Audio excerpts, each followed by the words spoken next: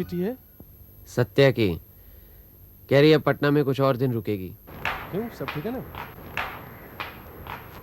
कोई मेम साहब आ रही है। मेम साहब? हाँ, ऊंची एड़ियों की आवाज।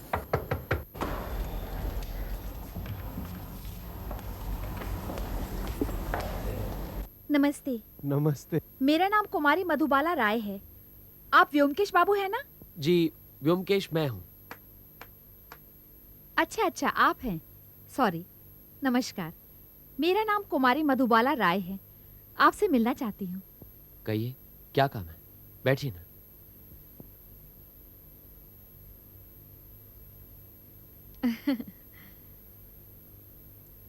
मैं पटना मेडिकल कॉलेज के अस्पताल में नर्स थी।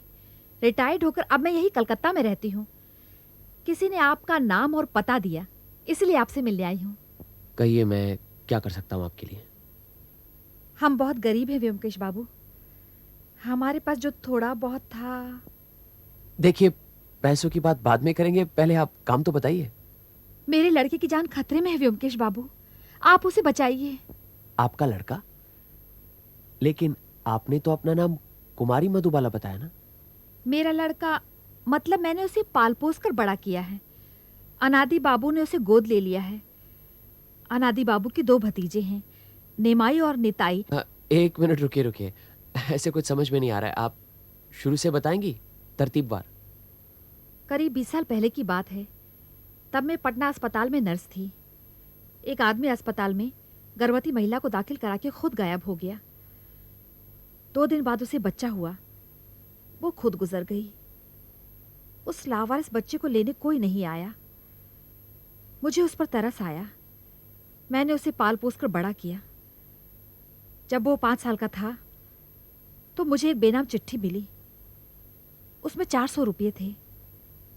उसमें लिखा था, मुझे पता है कि मेरा बच्चा तुम्हारे पास है, तुम ही उसकी परवरिश करो। कुछ रुपये भेज रहा हूं, मौका लगा तो और भी भेजूंगा। किसकी चिट्ठी थी? कुछ पता चला? नहीं, फिर कभी कोई चिट्ठी नहीं आई। मैंने भी सोचा चलो लड़के का कोई तो है, कभी ना कभी आ जाएगा। पर 7-8 साल गुजर गए, कोई नहीं आया। प्रभात बड़ा हो गया। प्रभात नाम है उसका। हमारे पड़ोस में एक जिंद साज की दुकान है, वही प्रभात काम करता है। अच्छा, तो फिर परेशानी की क्या बात है? बताती हूँ। करीब 2 साल पहले मेरे पास एक सज्जन आए। वेशभूषा से प्रतिष्ठित लगते थे। उनका नाम है अनादि हालदार। पिछले 4 महीनों से प्रभात मेरे यहाँ काम कर रहा है। मेरे सारे बही खातों में जिल्द लगाकर नया जैसे कर दिया है। पता लगा कि तुमने उसे पाला पोसा है। उसके माँ बाप का कोई पता नहीं। मेरा कोई भी अपना नहीं है। मैंने शादी नहीं की, काम में ही लगा रहा। भगवान की कृपा से कुछ पैसा है। काम ना करूं तो भी सारी जिंदगी कट जाएगी। अब मैं कलकत्ता वापस चला जाना चाहता हूं। 4 महीनों से प्रभात को देख रहा हूं। लड़का मुझे बहुत अच्छा लगता है। सोचता हूं उसे गोद ले लूं, मेरा बेटा बना लूं। तुम्हें कोई एतराज तो नहीं? प्रभात ने मुझे कहा है, लेकिन न कहो, तुम भी हमारे साथ रहोगे। मैंने कहा ना, मेरा कोई नहीं है। और फिर तुम्हारे रिटायर होने का वक्त भी तो हो गया है। हम सब इकट्ठे रहेंगे। हम तीनों करीब 2 साल से कलकत्ता में हैं। अनादि बाबू ने प्रभात को किताब की दुकान खरीद कर दी है। अनादि बाबू का एक बड़ा भाई था जो करीब 10 साल पहले गुजर चुका है। उसके 2 बेटे हैं, निमाई और निताई। दोनों बहुत पहुंचे हुए बदमाश हैं, आस्तीन के सांप। अनादि बाबू का अपने बड़े भाई से कोई संबंध नहीं था, लेकिन अपने चाचा के कलकत्ता आते ही दोनों यहां आ टपके। और ये दोनों भाई अपने चाचा की संपत्ति को हड़पने के लालच में प्रभात के दुश्मन बन बैठे हैं। उसे रास्ते से हटाना चाहते हैं। बिल्कुल ठीक। आप जानते हैं नेमाई निताई को? कभी देखा तो नहीं, लेकिन मिस मधुबाला राय, इसमें मैं क्या कर सकता हूं? अगर निमाई और नेताई प्रभात को नुकसान पहुंचाना चाहते हैं तो आप पुलिस में रिपोर्ट कीजिए। हम 24 घंटे डंडा लेकर उनके पहरेदार तो नहीं बन सकते। आप ही कोई रास्ता निकालिए ना व्योमकेश बाबू। प्रभात के अलावा मेरा कोई नहीं है। मैं अकेली औरत इस उम्र में।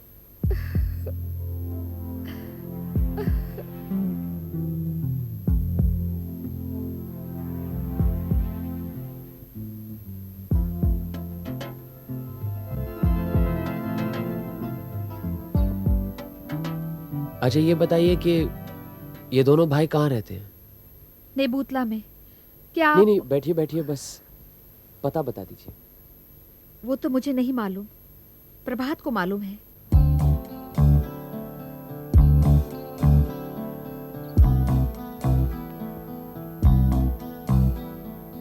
आप ही जीवन प्रभात के मालिक प्रभात कुमार राय हैं? जी, मेरा नाम प्रभात हालदार है। हाँ हाँ वही। अनादि बाबू ने आप ही को गोद लिया है ना? जी। आप? मेरा नाम ब्योमकेश बख्शी है। ओह, ब्योमकेश बख्शी। फिर तो आप जरूर अजित बाबू हैं। आपकी किताबें भी हैं हमारी दुकान में, वो देखिए। क्या चाहिए आपको? हमारे पास बहुत पुरानी पुरानी किताबें हैं।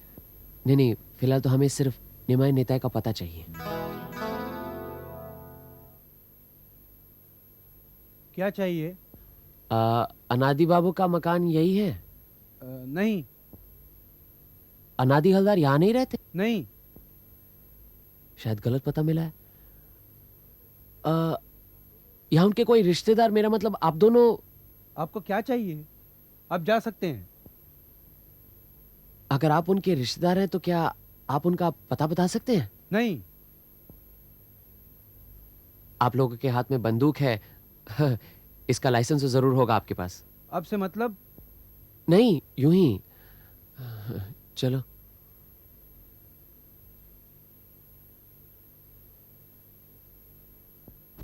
बड़े ही बेहुदा और उज्जड़ हैं दोनों भाई। अरे बेहुदा नहीं, सतर्क हैं। कुछ लोग ऐसे हैं जो एक जमाने में खाते पीते जमींदार थे, लेकिन आज अपनी अय्याशी और गलतियों की वजह से भिखारी बन गए। अपनी पुरानी शान को फटे कपड़े और टूटी इमारतों के बीचों बीच कायम रखना चाहते हैं। किसी से खुलकर बात नहीं करते, उल्टा लोगों पर शक की नज़रों से देखते हैं। ऐसे लोग अक्सर डरपोक, उज्जड़ और लोभी होते हैं। लेकिन अब करोगे क्या? केस में कुछ दम लगता है? मधुबाला ने ठीक ही कहा था, दोनों आस्तीन के सांप है, लेकिन ऐसे वैसे नहीं, जहरीले नाग हैं। तुम्हारे कहने का मतलब है कि दोनों भाई मिलकर प्रभात को खत्म करना चाहते हैं? अपना मतलब सीधा करने के लिए कुछ भी कर सकते हैं लोग। अब क्या करें? कल अनादि हलदार के दर्शन करते हैं। भतीजों के दर्शन तो कर लिए, अब चाचा के ना किए तो अच्छा नहीं लगता।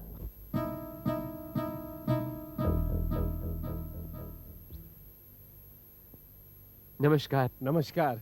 ये अजीत कुमार है, ईस्ट बंगाल से आए हैं। कलकत्ते में रहने के लिए मकान चाहिए इन्हें। तुम कौन हो? मैं स्टेट एजेंट हूँ, सुना था पासी में मकान बन रहा है इसलिए आ गए। मैं मकान बनवा रहा हूँ खुद रहने के लिए, बेचने या किराए पर देने के लिए नहीं। नहीं नहीं, वो तो ठीक है, लेकिन आप ठहरे व्यापारी, इसलिए अच्छा खासा मुनाफा है तो छोड़ भी सकते हैं। मैं दलालों से धंधा नहीं करता। नहीं नहीं, आप अजीत कुमार जी से बात कीजिए ना। आप? मुझे किसी से बात नहीं करनी है, कुछ नहीं बेचना है। जाओ यहाँ से। ए नपा, हटा इन्हें। नहीं, हम चले जाएंगे, चले चले जाते हैं। हाँ।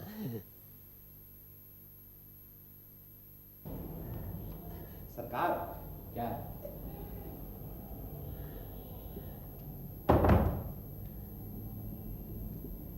सरकार, एक बंदूक है, चाहिए? 2 नाली है, रख लीजिए, कभी काम आएगी। बंदूक? अरे बंदूक का मैं क्या करूंगा, मुझे तो चलानी भी नहीं आती। अच्छा, तुम तो वहीं कहीं रहते हो ना, ये 2 नंबर बहु बाजार स्ट्रीट के अनादि हलदार को पहचानते हो? अच्छी तरह पहचानता हूँ। क्यों, उनसे भी चंदा वंदा लेते हो? अरे नहीं साहब, हाँ। 1 नंबर का कंजूस है, बस वही अब कुछ नहीं देता। पहले देता था, लेकिन अब उसे कुछ हो गया तो मैं नहीं जानता। लेकिन साहब, आप कैसे उसे पहचानते हैं? रहने दो बस, यूं ही। ये लो। बंदूक ला के दूं? कोई बंदूक बंदूक नहीं चाहिए मुझे। चलो नमस्कार। नमस्कार।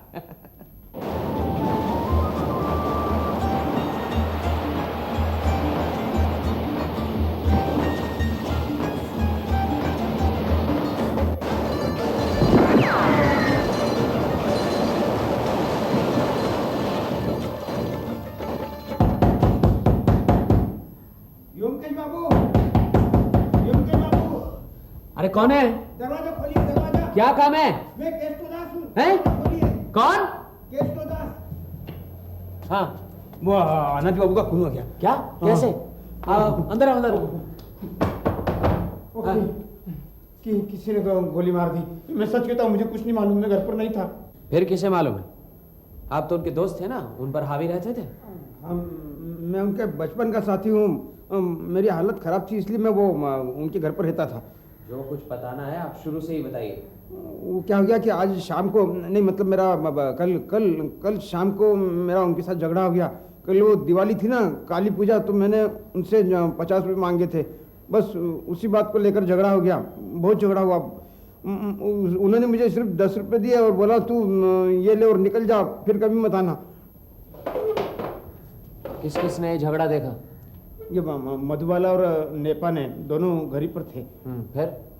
मैं करीबन 1-1:30 बजे घर पर आया और देखा कि वो 1 बजे तक कहाँ थे? नहीं, आपसे झूठ नहीं बोलूँगा साहब, लेकिन मैं अड्डे पर गया था शराब पीने के लिए। वहाँ पर जुआ भी खेला, जुए के अंदर मैं 30 रुपये जीता भी, और फिर जरा इधर उधर। हाँ, घर आकर क्या देखा? वो सीढ़ियों से ऊपर जाकर देखा तो अरे यहाँ क्यों बैठे हो? केष्टो बाबू, ये आपका काम है। आपने अनाथ लोगों को खून किया है। खून? कब, कहाँ, किसने? वहाँ बालकनी में जाकर देखिए।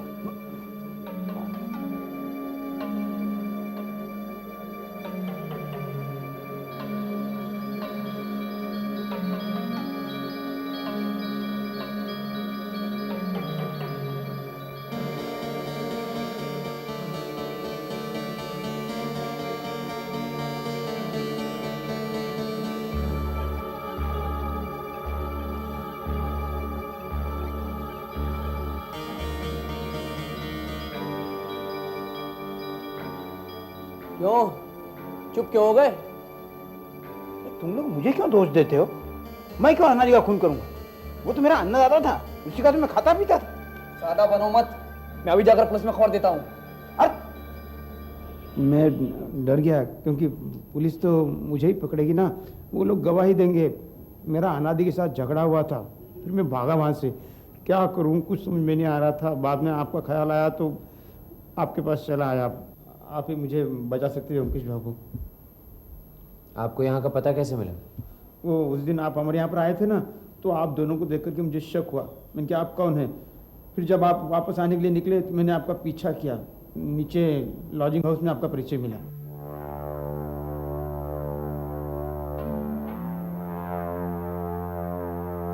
तो आपने अनादि बाबू का खून नहीं किया? नहीं अंकुश बाबू, मैं क्यों करूँगा? आप ही सोचिए, मुझे क्या फ़ायदा था? क्यों? उन्होंने तो आपको घर से बाहर निकाल दिया था। वो तो यूं ही कहा करते थे गुस्से में, निकल जा निकल जा। असल में उनकी हिम्मत नहीं थी मुझे निकालने की। अच्छा, हिम्मत नहीं थी? इसका मतलब है कि आप जरूर उनकी जिंदगी का कोई गुप्त रहस्य जानते हैं। क्यों? हाँ, मैं अनादि की सारी गुप्त बातें जानता हूँ। अगर चाहता ना तो उसे फांसी के तख्ते पर लटका देता, लेकिन वो सब रहने दीजिए। अगर ज़रूर हुई तो मैं आपको बाद में सब बता दूंगा। फिलहाल मुझे पुलिस के हाथों से बचा लीजिए, मैं हाथ जोड़ता हूँ। देखिए, आपको बचाने के लिए जानना ज़रूरी है कि असली खूनी कौन है। इसके लिए हमें अनादि बाबू के घर जाना होगा। बाप रे, मुझे भी जाना होगा? हाँ बिल्कुल। अगर आप नहीं जाएंगे तो मैं किस बिना पर जाऊंगा? लेकिन अब तक तो वहाँ पुलिस आ गई होगी। अगर आपने खून नहीं किया है तो फिर आप डर क्यों रहे हैं? अच्छा, ऐसा करते हैं, रात काफ़ी हो चुकी है, अभी तो 4 बज गए हैं। दिन निकलते ही हम वहाँ आ जाएंगे, वहीं पर रहिएगा आप। योगेश बाबू, आपके पास थोड़ी सी शराब मिल जाएगी? थोड़ी हिम्मत आ जाएगी। हम शराब नहीं रखते, जाइए आप यहाँ से। अभी तो सब अड्डे भी बंद हो गए होंगे।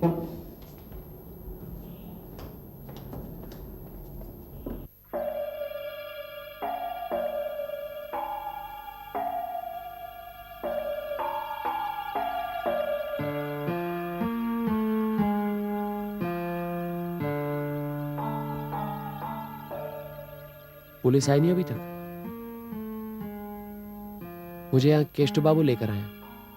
आप समझती कि इन्होंने खून किया है? मैं इनकी तरफ से खून की छानबीन करना चाहता हूँ। किसी को कोई इतराज तो नहीं?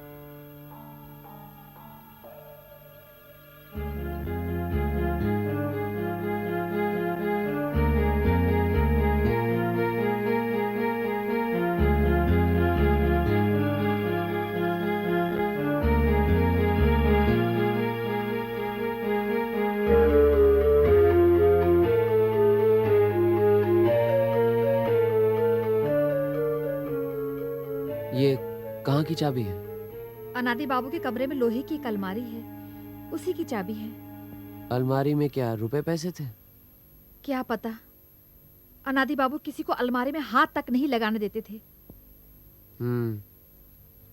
अच्छा, यहाँ आने और जाने के कितने रास्ते हैं?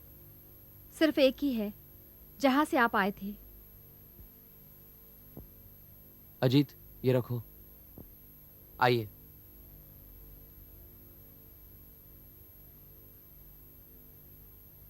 प्रभात बाबू, आप बताइए कि रात को आप घर से कितने बजे निकले थे? मैं और माँ निकले तो करीब 8:30 बजे, सिनेमा देखने गए थे। तो जब आप घर से निकले तो यहाँ घर में कौन कौन था? सिर्फ अनादि बाबू थे और नृपेन बाबू तो 8 बजे चले गए थे। नृपेन बाबू कौन है? अनादि बाबू के सेक्रेटरी। अच्छा, कितने दिनों से काम कर रहे हैं? करीब 4 साल से। 4 साल से? इतनी देर टिक पाए? अच्छा, आप बताइए कि अनादि बाबू का कोई दुश्मन था, इसके बारे में कुछ जानते हैं आप? किस किस का नाम बताऊं? जिससे भी उनकी जान पहचान थी, सभी से झगड़ा मोल ले लेते थे। झगड़ा मोल लेना उनकी आदत बन गई थी। तो घर में सबसे झगड़ा करते थे? सभी को उल्टी सीधी सुनाते थे। हम उनके अधीन हैं, इसलिए चुपचाप सह लेते थे। सिर्फ केष्टो बाबू ही कभी कभी। अच्छा, और प्रभात के साथ किस तरह का व्यवहार था? नहीं, इसको इतना कुछ नहीं कहते थे। ये जवाब नहीं देता ना, इसलिए। अच्छा, नृपेन बाबू घर से कब गए थे? करीब 8 बजे के बाद। तो रात को वापस कब लौटे? तकरीबन 1 बजे। कहाँ के रहने वाले हैं? खजूरहाट 24 परगना। खजूरहाट? ये तो रमेश मलिक की जगह है, वहीं से तो है ये। खैर, जाने दीजिए। मुझे लगता है अनादि बाबू का खून हुआ है जब कोई घर पर नहीं था। वो रात को बालकनी में खड़े आतिशबाजी देख रहे होंगे, किसी ने बाहर से उन्हें गोली मार दी। प्रभात बाबू, आपने कहा कि आप अपनी माँ के साथ सिनेमा देखने गए थे। जी, लेकिन मैंने सिनेमा नहीं देखा था। माँ को सिनेमा हॉल में बैठाकर मैं सीधे अपनी दुकान चला आया था। 8:30 बजे रात को आप अपनी दुकान पर गए थे? जी, दिवाली की रात थी, दुकान को रोशनी से सजाया था। फिर करीब 11:45 बजे दुकान बंद करके मैं सिनेमा हॉल गया और वहाँ से माँ को लेकर सीधा अपने घर आ गया। इसका मतलब है करीब रात 9 से लेकर 11:45 तक आप दुकान में ही थे? जी। वहाँ कोई और था आपके साथ? जी, दरबान था, पहरा दे रहा था सामने। तो इतनी रात गए आप दुकान में इतनी देर क्या कर रहे थे? कुछ नहीं, जिल्द बना रहा था। ठीक है, अनादि बाबू की अलमारी देख लेते हैं। चलो। सबको जाने की जरूरत नहीं, आप यहीं रहेगा, पुलिस भी आ सकती है। मधुबाला देवी, अगर चाय का इंतजाम हो तो बड़ी मेहरबानी होगी। जी। केष्टो बाबू, आइए, आप मेरे साथ आइए। हाँ, चलिए, आइए। आई बस ये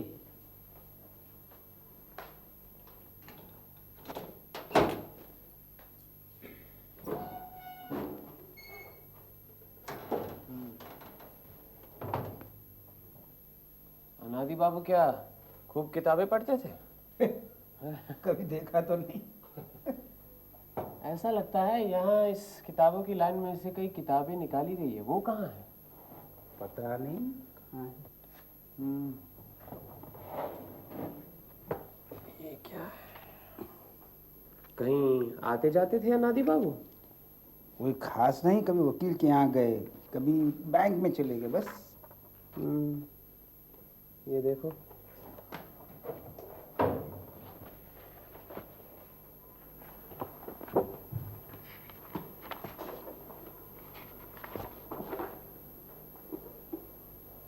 दयालहरी मजूमदार ये कौन है?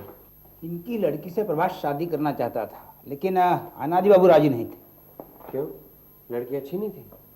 पता नहीं, लेकिन सुना है गाना बहुत अच्छा गाती है। अच्छा। लेकिन यहाँ पर तो पढ़कर ऐसा लगता है उन्होंने 5,000 रुपए दिए थे। क्या उधार पर दिए थे? हैंड नोट है? हो सकता है जिस आदमी को 5,000 रुपये उधार दिए हैं उससे रिश्ता नहीं करना चाहते हो। वैसे पैसे के मामले में बहुत चौकस थे। अच्छा। इस पर तारीख भी 1 महीने पहले की है। शादी की बात तब चल रही थी? शायद उसी वक्त। अजीत, जरा ये दयालहरी मजूमदार का पता नोट करना। हाँ बोलो। ये लिखा है 13/3 रामतनु लेन, शाम बाजार। ठीक।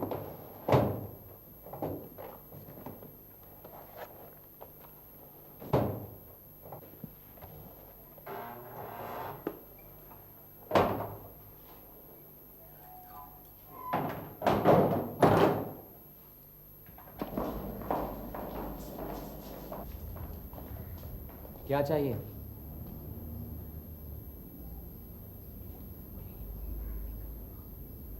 आप कौन है? मुझे इस परिवार का दोस्त समझिए। ब्योमकेश बख्शी है मेरा नाम। अच्छा, डिटेक्टिव? जी नहीं, सत्यान्वेषी। हमें खबर मिली है कि अनादि हवलदार की मृत्यु हो गई है। ये दोनों भाई अनादि बाबू के बड़े भाई के बेटे हैं। उनके उत्तराधिकारी हैं। अपने चचा के जायदाद पर कब्जा करने के लिए यहाँ आए। आप इन परिवार के लोगों को सबको कह दीजिए फौरन ये मकान खाली कर दे। मकान खाली कर दे? लेकिन आप कौन है ये तो पता चले। मैं इनका वकील हूँ, कामिनीकांत मुस्तफी। वकील? तो वकील बाबू, आपको मालूम होना चाहिए कि अनादि हवलदार के उत्तराधिकारी ये 2 भतीजे नहीं हैं। उन्होंने संतान गोद ली है। वाह, आप जब इस परिवार के दोस्त हैं तो आपको भी ये मालूम होना चाहिए कि अनादि बाबू ने कोई भी संतान गोद नहीं ली है।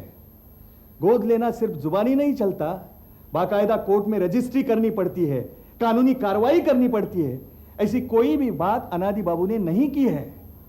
आप जिस परिवार के दोस्त हैं उन्हें कह दीजिएगा जिन कपड़ों में है उन्हीं कपड़ों को लेकर तुरंत ये घर छोड़कर चले जाएं। एक कानी कौड़ी भी साथ में नहीं ले जा सकते। यहां पर जो भी कुछ है वो मेरी मुवक्किल की संपत्ति है। ये बात है।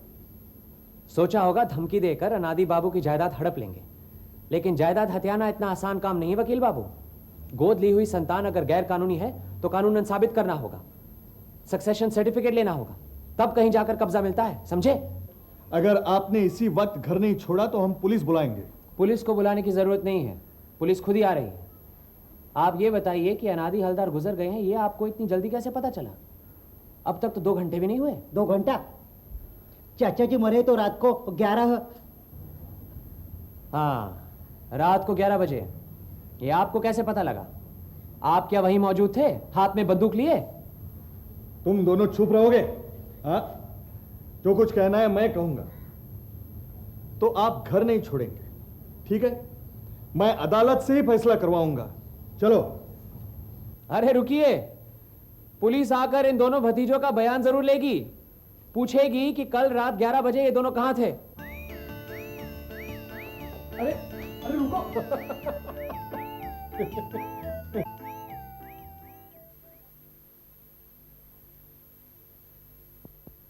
आप कानूनन अनादि बाबू के दत्तक नहीं है, ये आपने पहले क्यों नहीं बताया? क्या ये सच है व्योमकेश बाबू कि अनादि बाबू ने प्रभात को कानूनन गोद नहीं लिया? यही तो मैं जानना चाहता हूँ। क्यों प्रभात बाबू? जी, मुझे कानून तो मालूम नहीं है। जब कलकत्ता आया था तो अनादि बाबू मुझे एक वकील के पास ले गए थे। वहीं मुझे पता चला कि गोद लेने के लिए रजिस्ट्री करनी पड़ती है, लेकिन बाद में कुछ हुआ ही नहीं। इसका मतलब आप जानते थे कि आप उनके वारिस नहीं हैं? जी जानता था, लेकिन मैंने सोचा कि अपनी मौत के पहले वो रजिस्ट्री करके आपको दत्तक बना देंगे। जी।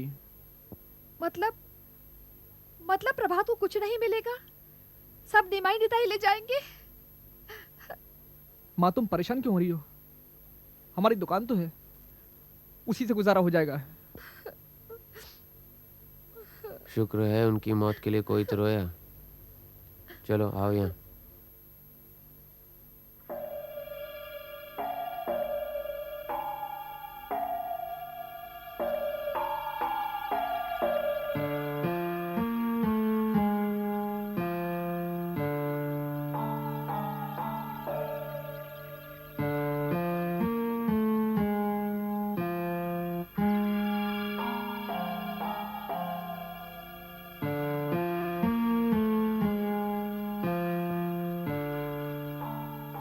ये रहने दो, चाय को जमी नहीं।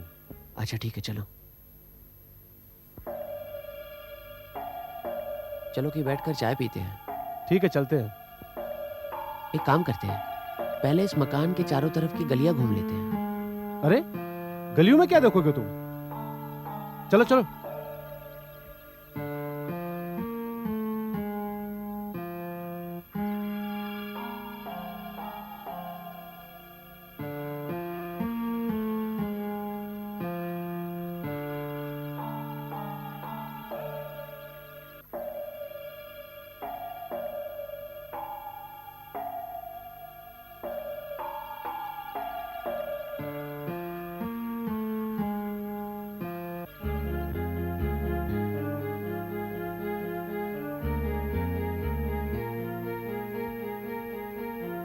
किसकी चाबी है? दावे के साथ तो नहीं कह सकता, लेकिन अनादि हलदार की अलमारी की लगती है। अनादि हलदार? उसकी चाबी तो तुम अभी थोड़ी देर पहले उसकी कमर में खोस के आए हो। दूसरी भी तो हो सकती है। दूसरी? लेकिन यहाँ कैसे आ गई? वो देखो, उस खिड़की से। चलो। माफ कीजिए, आप ही इस होटल के मालिक हैं? जी हाँ, आइए बैठिए।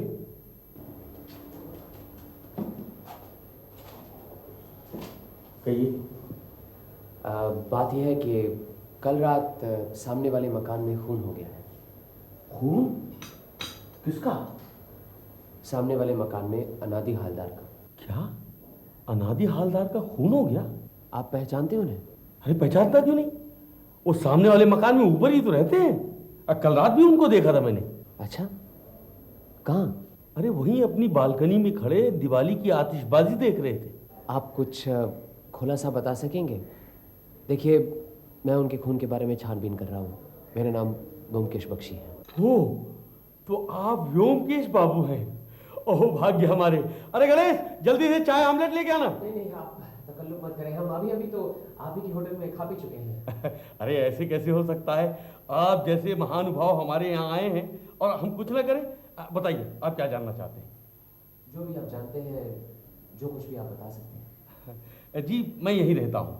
एक कमरा मेरा है और दूसरे कमरे में कुछ लड़के रहते हैं। तकरीबन 7 लोग होंगे। 2 लड़के दिवाली की छुट्टी के लिए घर चले गए और 2 दिवाली की रोशनी देखने के लिए शहर में चले गए।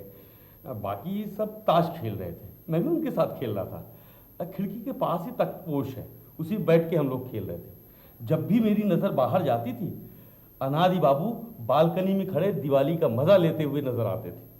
तकरीबन 10:30 बजे तक हम लोग खेलते रहे। जो उसके बाद उनको नहीं देखा? नहीं, हम सब खा पी कर सो गए। और ये जो लड़के रोशनी देखने गए थे, ये कब लौटे? उनमें से एक तो 12 बजे रात को लौट आया था, मगर दूसरा अभी तक नहीं लौटा है। अब भी रोशनी देख रहा है। अनादि बाबू की लाश बालकनी में पड़ी मिली थी। गोली सीने से लगकर पीठ से पार हो गई। हमारा ये ख्याल है कि यहीं इसी होटल से किसी ने बंदूक चलाकर उनकी हत्या की है। हमारे होटल से? कौन मारेगा? यही तो पता लगाना है।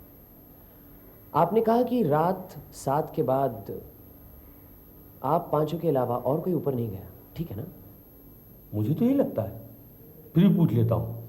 ऊपर एक हमेशा के लिए नौकर है, शायद उसे मालूम हो। हरीश, अरे हरीश। जी हाँ सरकार। कल शाम कहाँ थे तुम? मैं यहीं ऊपर था सरकार। सारा दिन सीढ़ियों पे बैठा रहा। आप लोग ताश खेल रहे थे। कब तक बैठ गए? 12 बजे जब बीरू बाबू आए तब मैं कंबल ओढ़े हुए यहीं बैठा था, कहीं भी नहीं गया। तो ये जब ताश खेल रहे थे तुम वहीं 12 बजे तक सीढ़ियों पर थे, हिले नहीं वहां से? जी नहीं, बस 5 मिनट के लिए नीचे गया था, राम बाबू के लिए तंबाकू लाने। कब, किस वक्त गए? 9 बजे। तो 9 से 12 तक वहां कोई नहीं आया? इनके पास तो कोई नहीं आया था। 10 बजे के करीब तिमंजले वाले बाबू आए थे।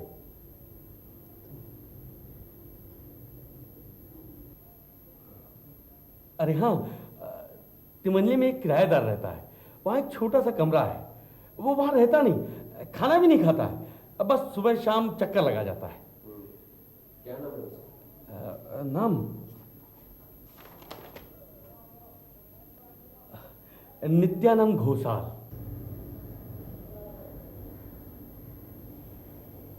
अच्छा, रोज ये दोनों वक्त आते हैं तो जाहिर है कि कलकत्ते में रहते हैं। कितने दिनों से हैं यहाँ पर? करीबन 6 महीने से। वक्त पर किराया दे देते हैं, कोई खटपट नहीं। दिखने में कैसे? गोल बटोल ठिगने से। नित्यानंद बाबू जो 10 बजे आए तो क्या तुमसे कोई बात नहीं हुई? जी नहीं, वो बातचीत करते ही नहीं, बैग लेकर सीधा तिमंजले चले जाते हैं। बैग? जी हाँ, वो जब भी यहाँ आते हैं उनके हाथ में एक चमड़े का बैग रहता है। कितना बड़ा बैग? लंबा सा, तमाशे वाले जैसे बांसुरी बैग में रखते हैं ना, हाँ। ठीक वैसा ही। अच्छा अच्छा, क्लैरिनेट रखने का बैग उसी तरह का होगा। तो ये क्या अपने कमरे में बाजा बजाते थे कोई? बजाते हुए तो मैंने उन्हें कभी नहीं सुना। तो वापस फिर ये कितने बजे गए? 1 घंटे के बाद, बहुत जल्दी में थे, दनदनाते हुए उतरे और चले गए। ठीक है, जाओ, आप जाओ। जी। क्या हम ऊपर के कमरे देख सकते हैं? जी हाँ, क्यों नहीं? पर उससे पहले चाय नाश्ता हो जाए। नहीं नहीं, पहले कमरे देख लेते हैं, बाद में फुर्सत से। अच्छा चलिए। आइए आइए आइए आइए, इस कमरे में मैं रहता हूँ। अकेले? जी नहीं, बीवी बच्चों को गांव भेज दिया है। आजकल यहाँ की जो हालत है। अच्छा किया। और ये बड़ा हॉल है, यहाँ 7 जने रहते हैं, देखेंगे आप? नहीं, समझ लीजिए देख लिया। चलिए ऊपर चलते। छत पे आइए आइए।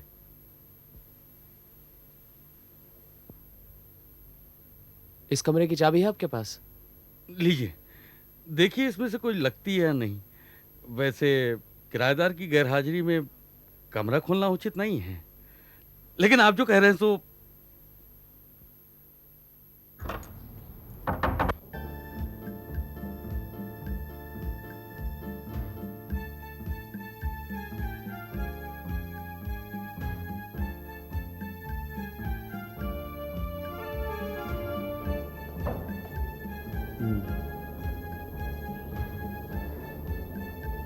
रात को करीब 11 बजे रास्ते पर पटाखे फोड़े जा रहे हैं, चारों तरफ बम फटने की आवाज आ रही है। अनादि बाबू अपनी बालकनी में खड़े नजारा देख रहे हैं। तो उस वक्त इस खिड़की से गोली मारना मुश्किल काम है। गोली की आवाज तो पटाखों की आवाज में खो जाएगी। लेकिन होटल में इतने लोगों के बीच बंदूक लाएगा तो पकड़ा नहीं जाएगा। आपके किराएदार तो लंबे लंबे बैग लेकर आते हैं ना, तो उसमें इस तरह का अस्त्र छुपाना तो कोई मुश्किल काम नहीं। चलिए।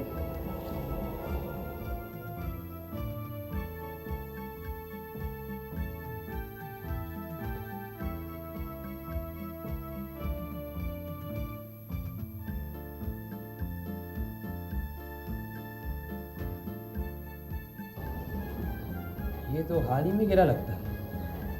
ये कमरा क्या रोज साफ होता है? नहीं, कमरा खुला नहीं होता। ये प्लस्तर जो गिरा है, आप क्या बता सकते हैं कब गिरा? नहीं, लेकिन 6 महीने पहले जब कमरा दिया था तो सफेदी करा कर दिया था। उस समय कुछ टूटा फूटा नहीं था। अजी, हाँ? इस पलंग को खड़ा करो।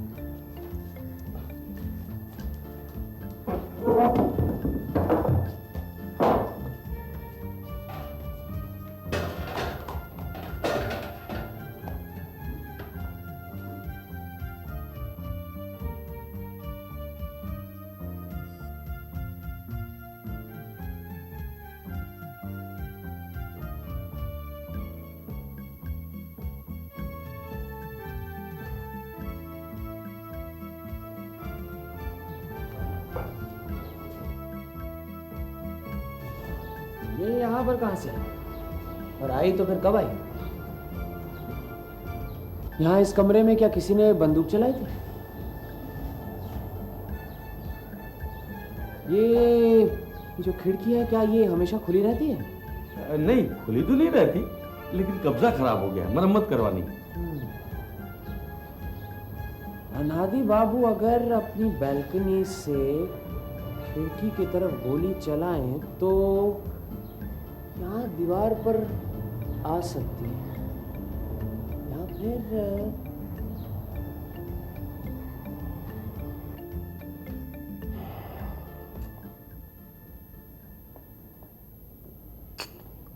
किसने खून किया, कुछ सुराग मिला?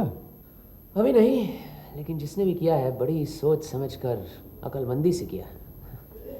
दिवाली की रात, चारों ओर पटाखों की आवाज और उसके बीच गोली की आवाज कैसे सुनाई देगी? कौन हो सकता है? कोई भी, सबका अपना अपना मकसद है। इधर निमाय नेताय को लो ना, बुढ़ा किसी को गोद ले उससे पहले ही उसे उड़ा दो। उनमें से कोई भी उस होटल के 3 मंजिले वाले कमरे में बैठा इंतजार कर रहा है। बस रात को 10 और 11 के बीच पटाखों की आवाजों के साथ ही उस पर गोली चला दी, बुढ़ा आउट, काम फतह। मतलब ये काम निमाय नेता? वो तो सिर्फ एक संभावना है। दूसरी संभावना ये है कि किसी ने घर के अंदर से गोली चलाई। गोली सीना चीरती हुई खिड़की से उस 3 मंजिले कमरे की दीवार में जाट गई। ये कैसे हो सकता है? उस वक्त अनादि हवलदार घर के अंदर अकेला था, अंदर से दरवाजा बंद था, फिर अंदर से गोली कौन चलाएगा? और ये कैसे कह सकते हो कि गोली सीने से लगकर पीठ की तरफ से निकली या फिर पीठ से लगकर सीने की तरफ से बाहर निकली? वो तो पोस्टमार्टम की रिपोर्ट के बाद ही पता चलेगा। लेकिन बात जो सोचने की है वो तो ये है कि बैल्कनी के अंदर कोई गोली नहीं मिली।